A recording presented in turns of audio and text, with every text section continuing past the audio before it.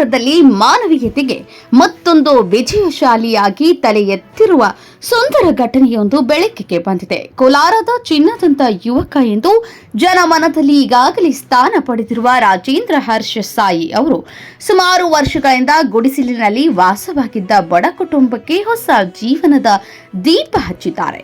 ಸ್ವಂತ ಖರ್ಚಿನಲ್ಲಿ ಯಾವುದೇ ಪ್ರಸಿದ್ಧಿ ಬಯಸದೆ ಸಂಪೂರ್ಣವಾಗಿ ಮಾನವೀಯತೆಯಿಂದಲೇ ಈ ಬಡ ಕುಟುಂಬಕ್ಕೆ ಸುಸಜ್ಜಿತ ಮನೆ ನಿರ್ಮಿಸಿಕೊಟ್ಟಿದ್ದಾರೆ. ಈ ಕುಟುಂಬದ ಮುಖದಲ್ಲಿ ಮೂಡಿದ ಸಂತೋಷ, ಕಣ್ಣೀರು ತುಂಬಿದ ಕೃತಜ್ಞತೆ ಇವೆಲ್ಲವೂ ಕೋಲಾರ ಜಿಲ್ಲೆಯ ಜನರ ಹೃದಯವನ್ನ ಮುಟ್ಟಿವೆ. ಜನಸೇವೆ ಈ ಧರ್ಮವೆಂದು ನಂಬಿರುವ ರಾಜೇಂದ್ರ ಹರ್ಷ ಸಾಯಿ ಅವರ ಈ ಕೆಲಸಕ್ಕೆ ಸ್ಥಳೀಯರು ಭಾರೀ ಮೆಚ್ಚುಗೆ ವ್ಯಕ್ತಪಡಿಸುತ್ತಿದ್ದಾರೆ. ಇಂತಹ ಯುವಕರು ಸಮಾಜಕ್ಕೆ ಶಕ್ತಿ ಎಂದು ಹಲವರ ಪ್ರಶಂಸಾ ಧ್ವನಿ ಕೇಳಿ ಬರುತ್ತಿದೆ.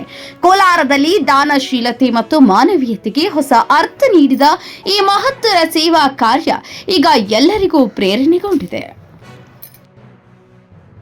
ನಿಮಗೆ ಈಗ ನಮ್ಮ ರಾಜೇಂದ್ರ ಸಾಯಿ ಹರ್ಷ ಅವರು ಮನೆ ಕಟ್ಕೊಟ್ಟಿದಾರಲ್ವಾ, ನಿಮ್ಗೆ ಏನು ಅನಿಸ್ತಿದೆ? ಈಗ ನಮ್ಗೆ ಏನು ಅನ್ನೋದು ಅವರೇ ದೇವ್ರು ಅಂತ ತಿಳ್ಕೊಂಡಿದ್ದೀವಿ ಸ್ವಾಮಿ. ಇನ್ನೇನು ಅನ್ಸೋದೇನು ನಮ್ಗೆ ದೇವ್ರಂಗೆ ತಳ್ಕೊಂಬಂದು ನಮ್ಗೆ ನಿಲ್ಲೋಕೆ ಜಾಗ ಮಾಡಿಕೊಟ್ಟವ್ರು ಅಂದರೆ ದೇವ್ರು ಇಲ್ವಾ ಅವರು? Okay okay.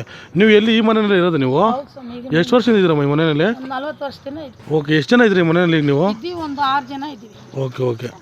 ಸರಿ, ನಿಮಗೆ ಈಗ ಅವರು ತುಂಬ ಸಹಾಯ ಮಾಡಿದ್ದಾರೆ, ಈಗ ಮನೆ ಎಲ್ಲ ಚೆನ್ನಾಗಿದೆ. ಸರಿಮ್ಮ. 50 ವರ್ಷದಿಂದ ಚಪ್ಪಲಿ ಅಂಗಡಿ ಹಾಕೊಂಡಿರೋದು, 40 ವರ್ಷದಿಂದ ಗುಡಿಸಲಲ್ಲೇ ಇರೋದು. ಇಲ್ಲೇ ವಾಸ ಮಾಡ್ಕೊಂಡು ನಮ್ಮ ಯಾರು ನಮ್ಗೆ ಇಲ್ಲಿ ಹೆಲ್ಪ್ ಮಾಡಿಲ್ಲ.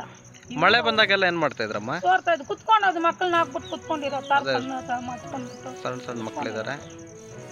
ಏನು ಮಾಡೋದು? ಯಾರು ಮನೆಗೆ ಸೇರಿಸ್ತಾರೆ? ನಮ್ಮ ಚೊಪ್ಲಿ ಒಲೆಯವ್ರು ಅಂತ ದೂರನೇ ತಳ್ತಾರೆ. ನಮ್ಮ ಹತ್ರ ಮನೆಗೆ ಯಾರು ಕರ್ಕೊಳೋದಾರೆ ಸ್ವಾಮಿ? ಯಾರು ಕರ್ಕೊತಾರೆ ನಮ್ಮ? ಅವ್ರ ದೇವ್ರಂಗೆ ಸ್ವಾಮಿ. ನಮಗೆ ನಮ್ಮ ಮಕ್ಳು ನಾವು ಮಲ್ಕೊಂಡು ಅವಾಗ ನಾವು ಸಾಯೋವರೆಗೂ ಅದನ್ನು ಕಳ್ಕೊತೀವಿ ಸ್ವಾಮಿ. ನಾವು ದೇವ್ರಂಗೆ ತಳ್ಕೊಂಬಂದಿರೋದು ಅವ್ರನ್ನ. ಹಾಯ್ ಗೈಸ್, ಎಲ್ಲರಿಗೂ ನಮಸ್ಕಾರ.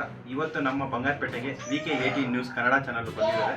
ನಿಜವಾಗ್ಲೂ ಹೃದಯಪೂರ್ವಕ ಧನ್ಯವಾದಗಳು. ಇವತ್ತು ನಮ್ಮ ಕೈಯಲ್ಲಾದಷ್ಟು ದೊಡ್ಡ ಮಟ್ಟಕ್ಕೆ ಬಡವರಿಗೆ ಏನೋ ನನ್ನ ಕೈಯಲ್ಲಾದಷ್ಟು ಬಂಗಾರಪೇಟೆ ಜನ ಮತ್ತು ಕೋಲಾರ ಜನ ಎಲ್ಲ ಸಪೋರ್ಟ್ ಮಾಡಿದ್ದಕ್ಕೆ ಇಷ್ಟು ಮಾತ್ರ ಮನೆ ಆಗಿದೆ. ಎಲ್ಲರಿಗೂ ಥ್ಯಾಂಕ್ ಯು ಸೊ ಮಚ್. ಜೈ ಹಿಂದ್, ಜೈ ಕರ್ನಾಟಕ. ಮತ್ತು 4 ಜನಕ್ಕೆ ಒಳ್ಳೇದೇ ಮಾಡಿ ಅಂತ ಹೇಳ್ತೀನಿ. VK18 ನ್ಯೂಸ್ಗೆ ಧನ್ಯವಾದಗಳು.